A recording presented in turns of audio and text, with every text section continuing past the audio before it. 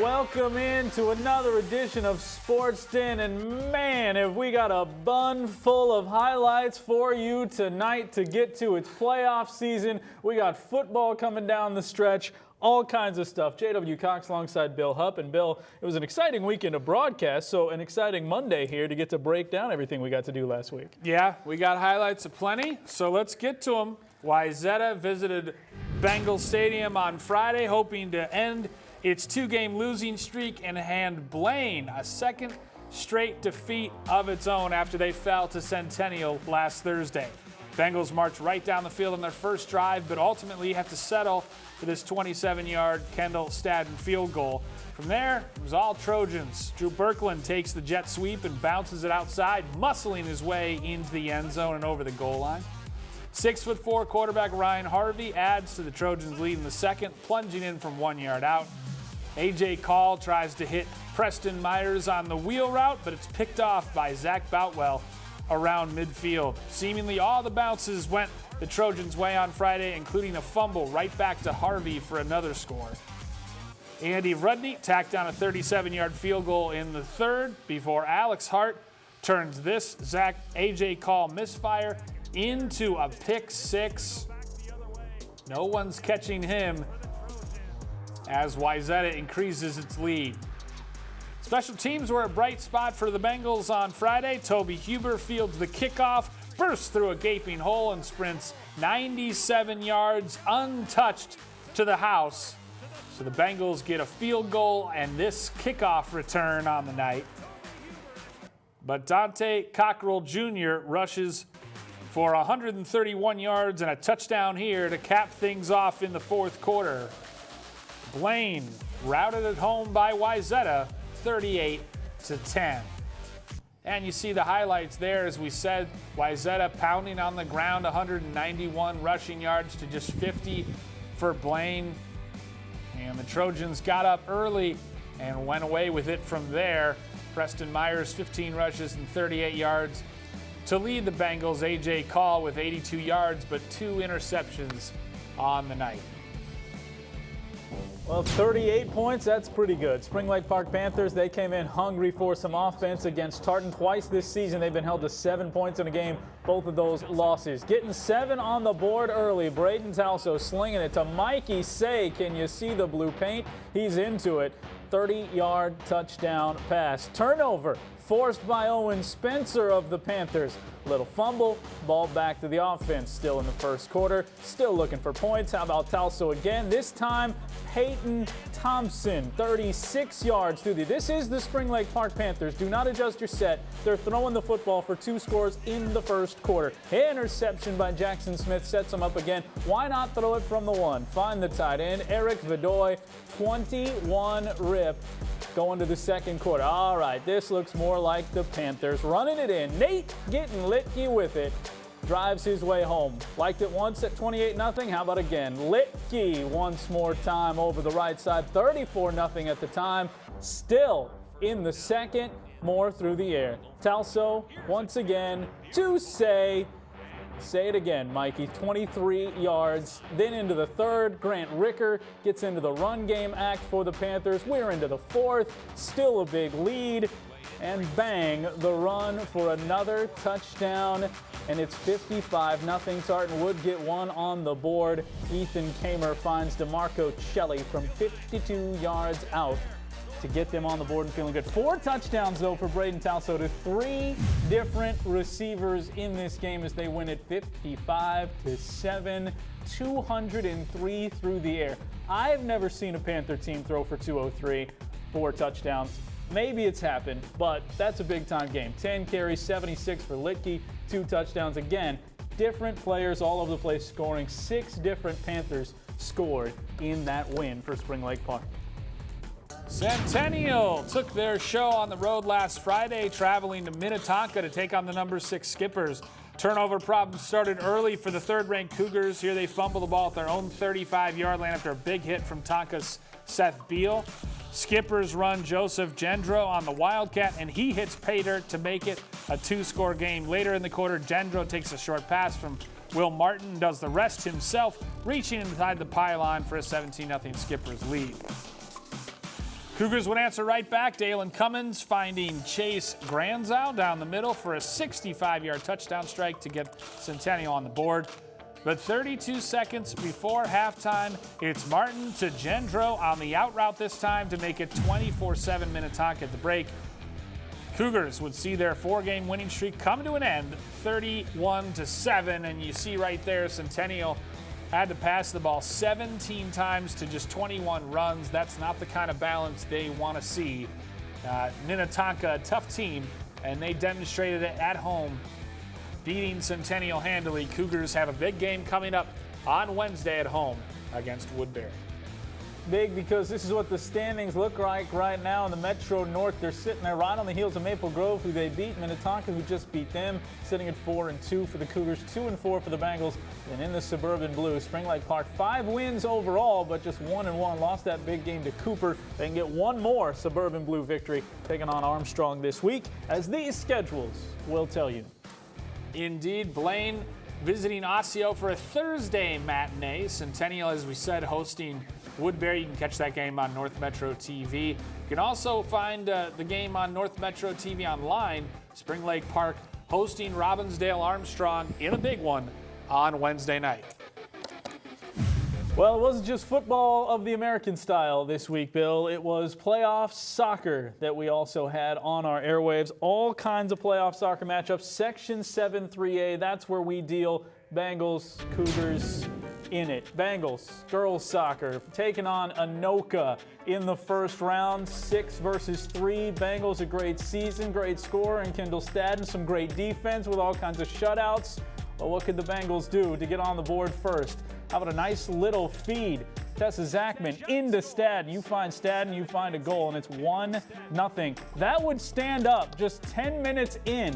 Bengals would have some extra good chances throughout the game in the second half. Never could tack another one on. Just enough good defense from Anoka. Great saves, great goaltending, and it stayed 1-0, and the Bengals would move on to the second round. 4th-seeded Bengals hosting the 5th-seeded Andover Huskies on the Boar side.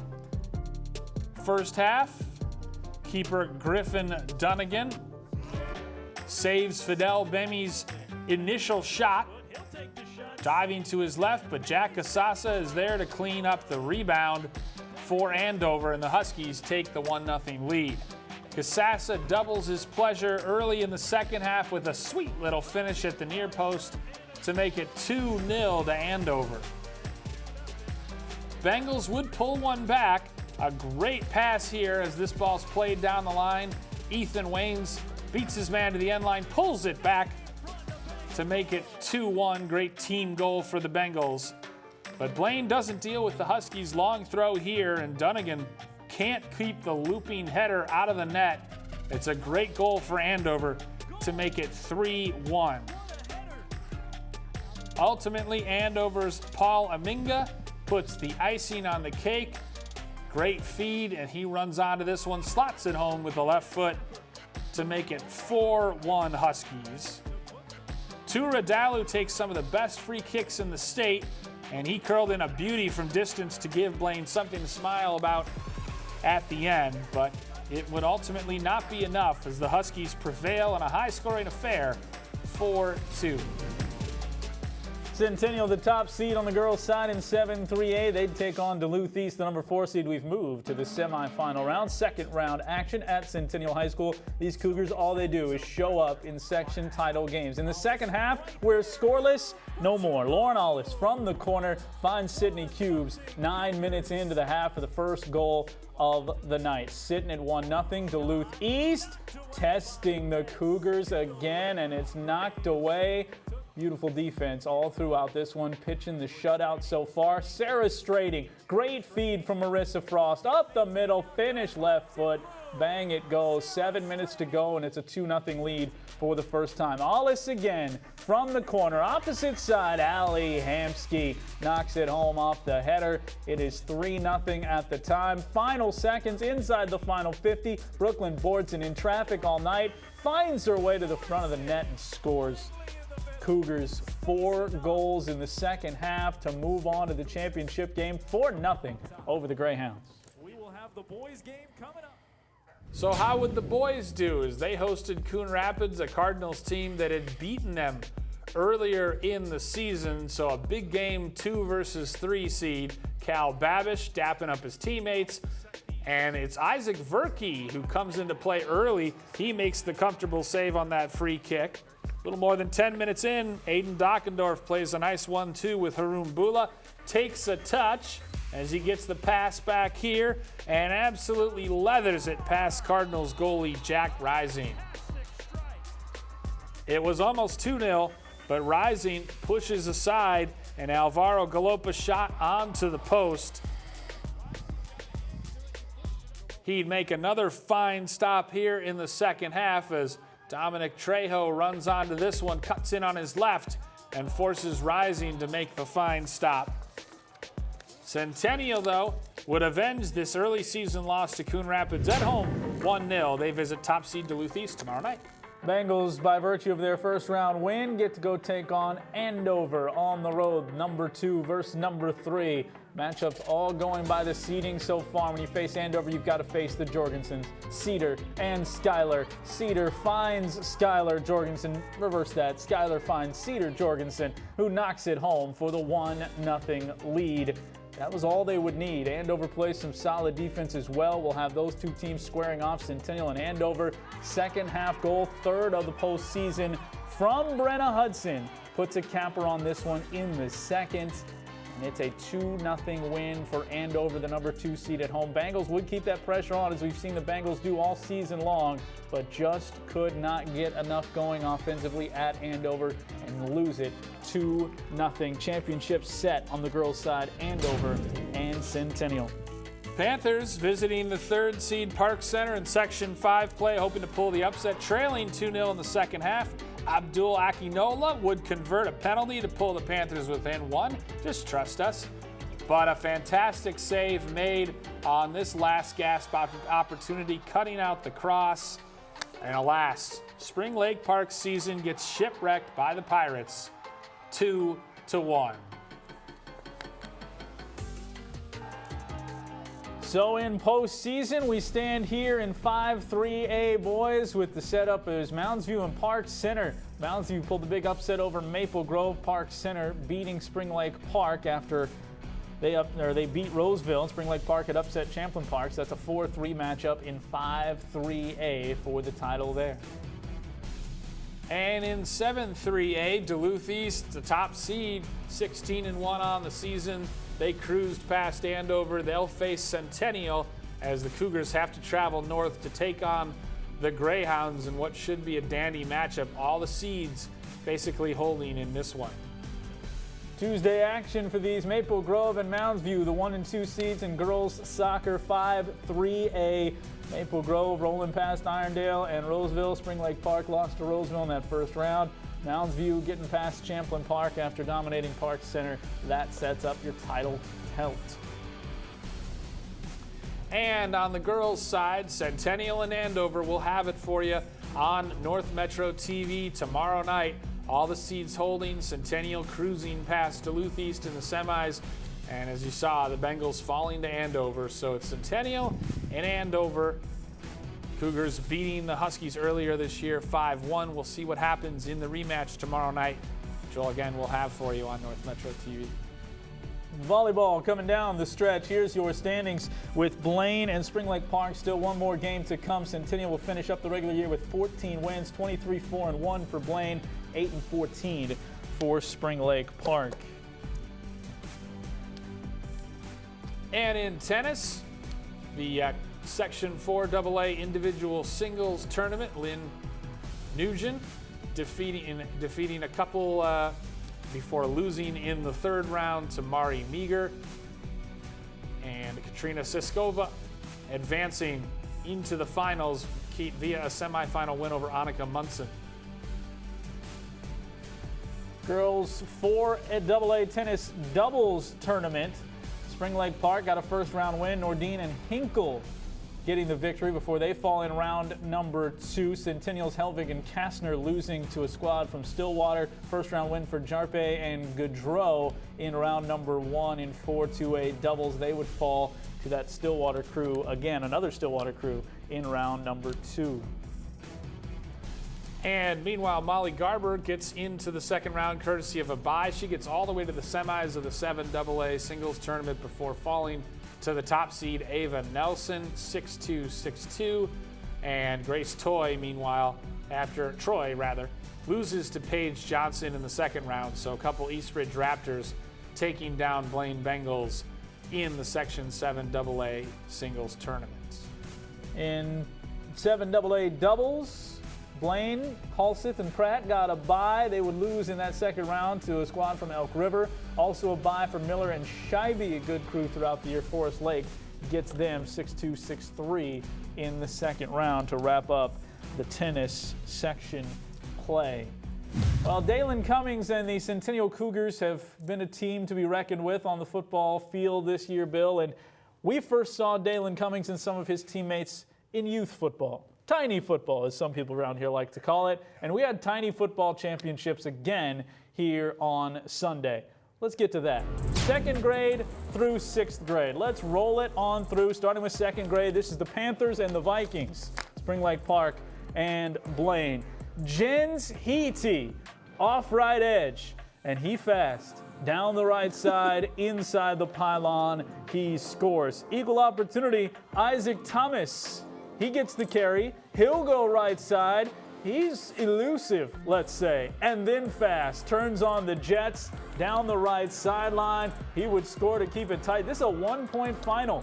Blaine Vikings in second grade win 13-12 over the Spring Lake Park Panthers. After second grade, those people end up in third grade. That would be the Blaine Bulldogs and the Centennial Chiefs, the old throwback mascot for the Centennial Chiefs here, Bulldogs and Chiefs. It starts with the Blaine Bengals. Caden Adam.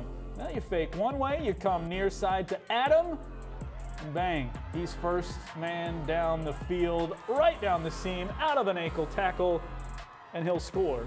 Early lead for those Bulldogs. But the Chiefs, a nifty quarterback, Dalen Cummings himself would be proud. Easton Woolge keeps off the left edge, out of some traffic at his feet. One man to beat. Gone he goes. Climbing the ladder. Chiefs win another one-point final, 23-22. We go to fourth grade. Great year. Loved fourth grade. Sabres and Bengals. Centennial Sabres and Blaine Bengals in fourth grade. This one, not so close. All Bengals at Bengal High School, where all of these championships were played this past week. It would start with Cam Winsek.